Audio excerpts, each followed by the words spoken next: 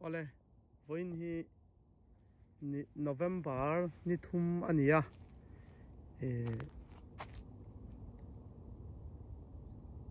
video da ka lo soi tong khan hei an thi vek to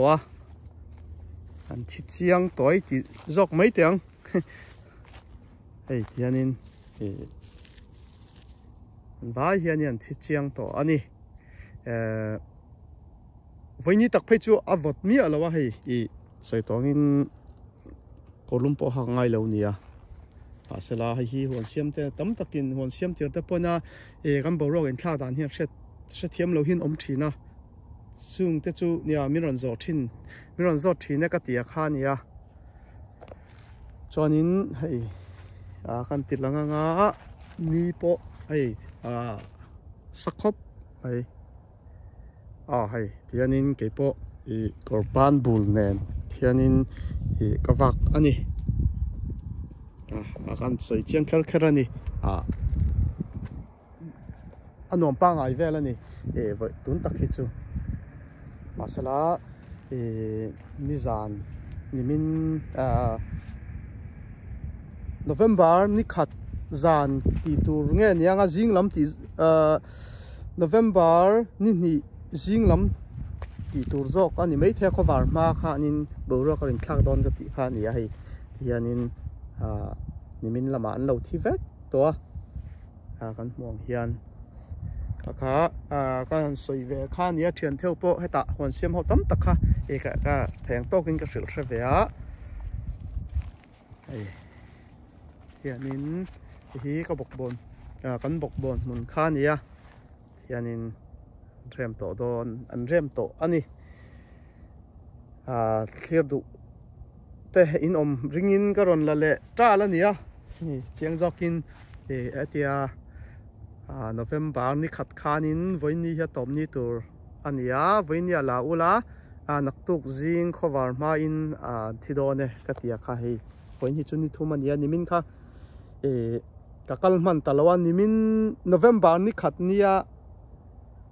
ka thai la khau kha nimin khanin ni ni kha ni ta nimin khanin ka sem ta chuanin nimin tak kha chu huana ka lut man chia lawa chuan voina hei ka lut ania hianin an lo om vek to ni hei hi huan siam tam takin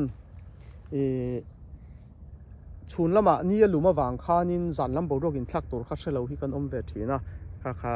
ania kan soi ve chu thil wasavio lam ni lawa kha chu huan siam te chuanin huan siam thang chuanin kan thlang puya chuania then la hetianga avotina me hlaulu tuk wanga ma dewa huan lo ti rem te pon om theya kha kan thiat angin hril thiat kha apoi mo ve khop om zia nei khop mai ti kha khan soi langani chu hei lai hi nimin pia lama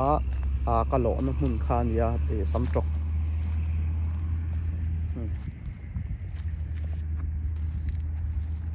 hi khobotinam per wangin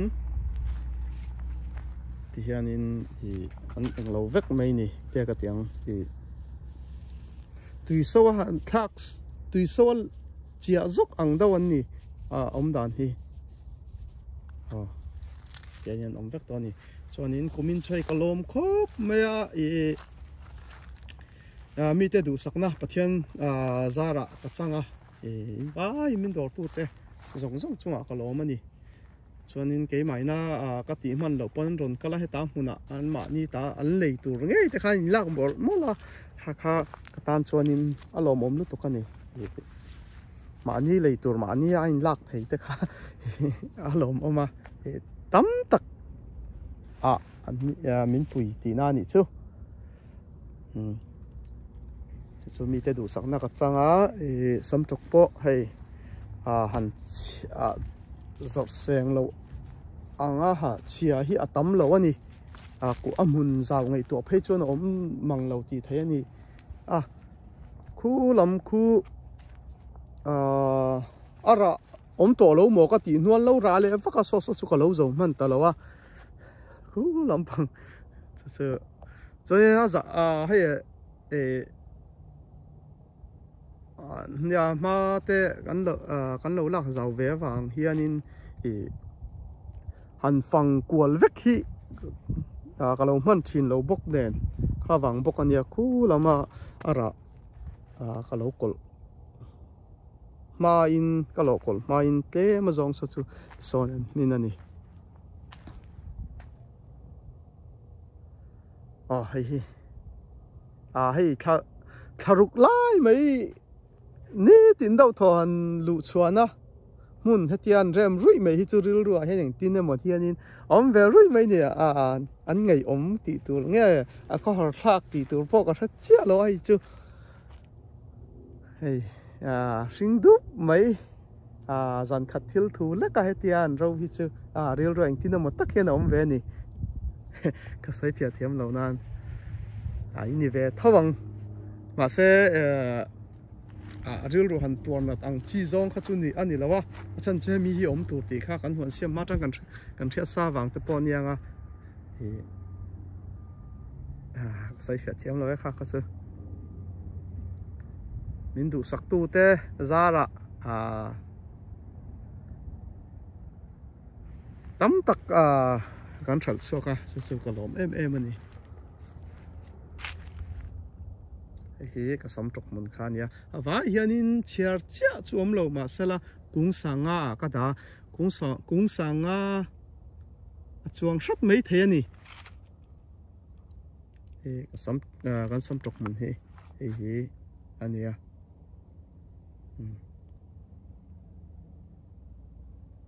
ole kumina ta na chuan sam tok kha azau to tina ni chu dam tein pathian zara kan om te ni chuan na kum lama sam tok mun thar kan hole tu rangai la hi vein hi soitong in November